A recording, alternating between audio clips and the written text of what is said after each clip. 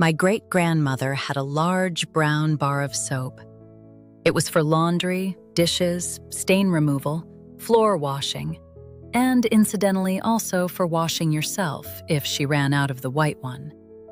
But then again, the woman had lived through at least 3 wars. She wasn't delicate. The brown one smelled of something indeterminate. Not particularly pleasant, but extraordinarily effective. It was quite large for my hands to grip, and I dropped it 17 times before I finished the dishes. When it eventually got too small to hold, you could collect the remnants, wet them, and press them together in the soap dish. Overnight, they'd dry and fuse, and you were back in business. And it wasn't because she didn't have access to the modern. My mother had the best intentions when she dragged in the prettiest bottles. Just pour, just spray, just squeeze. She was allowed to drag them back home again.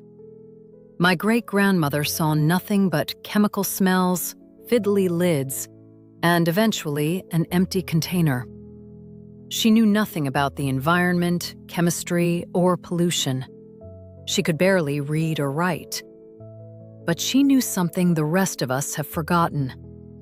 A home doesn't need to smell of ocean breeze to be clean. There are plenty of people who skip fabric softener with the explanation, it's chemicals. The rest of what's in their laundry room is too, but that doesn't seem to stop them. So it's not really about the fabric softener being chemicals. They've simply decided that particular chemical is unnecessary.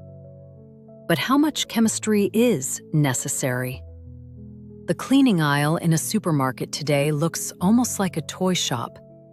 There is genuinely a bottle for nearly every single surface.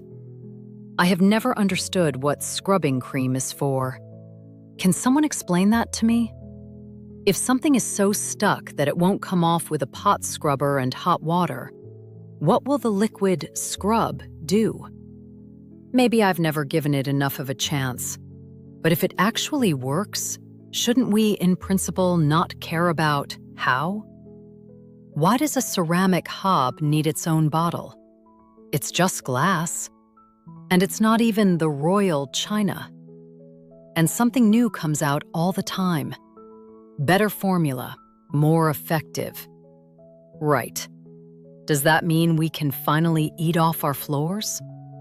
Have our homes become so much dirtier? Or have we just been so thoroughly sold on the idea? The dictionary defines clean as also meaning that which does not emit substances harmful to the organism or the environment. Modern cleaning products cannot live up to that description, which means we are, in principle, using something that is not clean in order to achieve cleanliness. Is it just me who finds that interesting? But there is a price to be paid for modern cleanliness. I'll come back to that in the next posts, because they almost deserve a chapter of their own.